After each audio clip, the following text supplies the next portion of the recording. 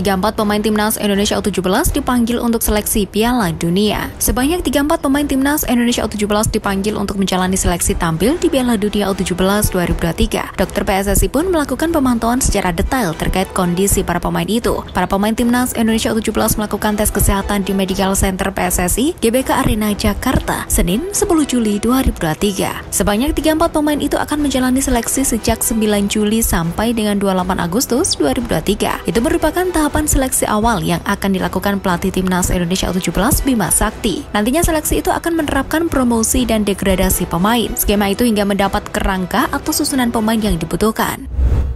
Jadwal Timnas Putri Indonesia U19 di semifinal Piala AFF U19 2023. Dengan tak terkalahkan di grup A, Timnas Putri Indonesia U19 berhak melaju ke semifinal. Timnas Putri Indonesia U19 tepatnya akan bermain di Stadion Gelora Sriwijaya Palembang pada Kamis 13 Juli 2023 pukul 19.30 waktu Indonesia Barat. Dalam laga terakhir grup B Piala AFF Wanita U19 2023 yang digelar di Stadion Jakabaring Palembang Senin 10 Juli 2023 sore waktu Indonesia Barat, Malaysia kalah dari Vietnam dengan skor mencolok 0-6.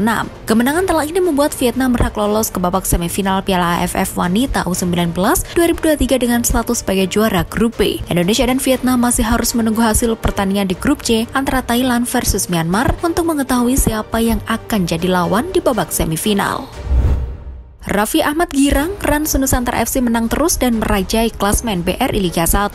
Rans Nusantara FC masih sempurna di awal musim BRI Liga 1 2023-2024. Sampai saat ini tim berjulukan The Ponic itu menyapu bersih 2 pertandingan. Terakhir, Rans Nusantara FC mempermalukan tuan rumah Bayangkara FC 2-1 dalam pekan kedua BRI Liga 1. Sebelumnya dalam matchday pertama BRI Liga 1, Rans Nusantara FC mengalahkan Persikabo 1973 2-1. Dua hasil meyakinkan ini membuat Rans Nusantara FC melesat ke puncak klasmen sementara BRI Liga 1. Kondisi ini bak anomali bagi Rans Nusantara FC. Pada musim lalu, The Ponic menjadi juru kunci setelah hanya bisa meraih 3 kemenangan dalam 34 pertandingan. Chairman sekaligus Presiden Rans Nusantara FC Raffi Ahmad sangat bersyukur dengan pencapaian Mitsuru Maruka dan kawan-kawan. Selebritas papan atas itu juga berdoa kepada Allah Subhanahu wa Ta'ala.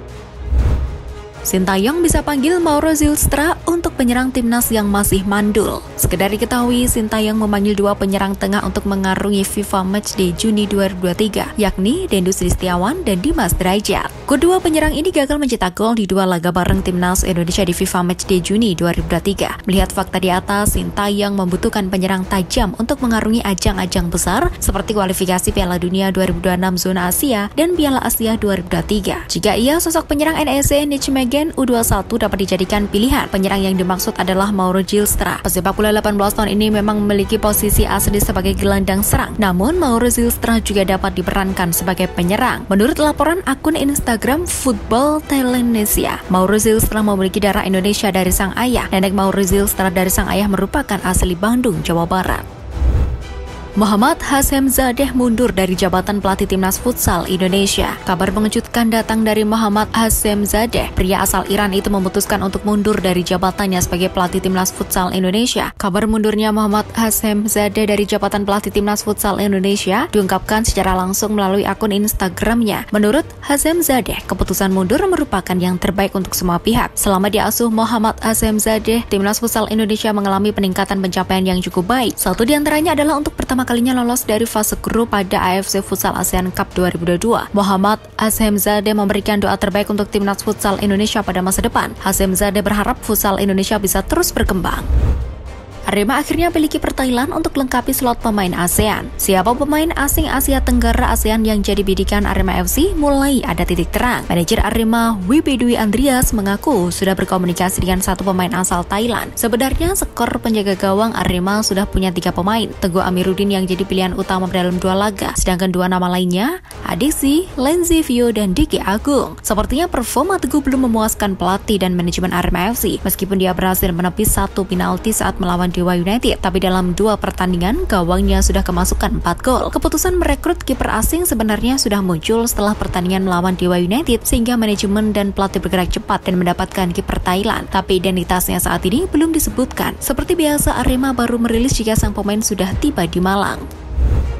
Marco Simic belum nyetel bersama Persija Jakarta di BRI Liga 1 2023-2024. Marco Simic melakukan debut keduanya bersama Persija Jakarta pada laga pekan kedua BRI Liga 1 2023-2024 melawan Persikabo 1973 di Stadion Pakansari Cibinong, Bogor, Minggu 9 Juli 2023. Simic nampak belum menemukan performa terbaiknya seperti di tahun 2018. Ia pun akhirnya diganti oleh Aji Kusuma pada menit ke-56 oleh pelatih Thomas Doll. Sementara itu laga tersebut berakhir dengan skor kacamata. Selain itu, di laga melawan PSM, Marco Simic sebenarnya punya kesempatan untuk mencetak gol. Pada menit ke-37 setelah menguasai bola di tepi kotak penalti, Marco Simic langsung mencoba melepaskan sepakan dari jarak jauh. Hasilnya bola sepakan Marco Simic melambung tinggi ke arah langit alias sangat jauh dari sasaran.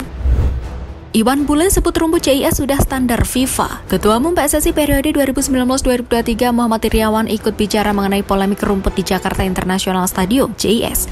Pria yang akrab disapa Iwan Bule itu menegaskan rumput di JIS sudah sesuai standar FIFA. Pernyataan Muhammad Iriawan itu mengacu pada hasil verifikasi FIFA saat mengunjungi Jakarta International Stadium (JIS). Kunjungan itu dilakukan saat Iwan Bule masih menjabat sebagai Ketua Umum PSSI. Rumput di JIS menjadi polemik karena dianggap tidak sesuai dengan standar FIFA. Saat ini rumput di stadion berkapasitas 82.000 itu akan diganti untuk menjadi tuan rumah Piala Dunia U17 2023. Muhammad Iriawan mengakui sejumlah fasilitas di JIS masih kurang, namun menurut dia JIS memang dipersiapkan untuk stadion sepak bola.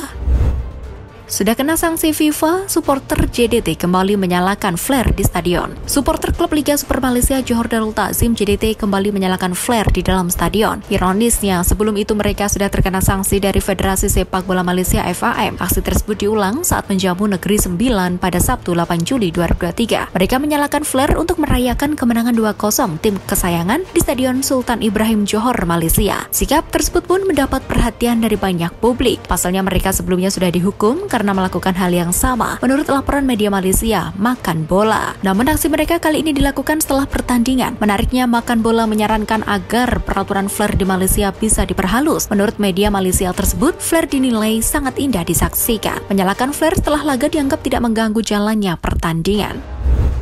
Bima Sakti ingin pastikan Wilber Scott Jardim pegang paspor Indonesia. Pelatih Timnas Indonesia U17 Bima Sakti membuka kemungkinan untuk memanggil pemain berdarah Indonesia yang saat ini berseragam tim muda Sao Paulo di Brazil, Wilber Scott dan Halim Jardim. Namun Bima Sakti ingin lebih dulu menelusuri garis keturunan pemuda yang karib dipanggil Wilber itu, seperti asal-usul orang tuanya hingga memegang paspor Indonesia atau tidak. Bima Sakti memang menetapkan syarat wajib mempunyai paspor Indonesia bagi pemain diaspora yang ingin dipanggil ke Timnas Indonesia U17 demi berlaga di Piala Dunia U17 2023. Bima Sakti juga meluruskan kabar yang beredar terkait miskomunikasi dengan keluarga Wilber yang diwakili ayahnya, Eli Sanggiloliu. Bima Sakti disebutkan memanggil Wilber melalui keluarganya tidak lewat Sao Paulo. Namun belakangan PSSI dikabarkan telah mengirimkan surat dan Bima Sakti sudah mendapatkan lampu hijau dari Sao Paulo untuk menyertakan Wilber ke Timnas Indonesia U17.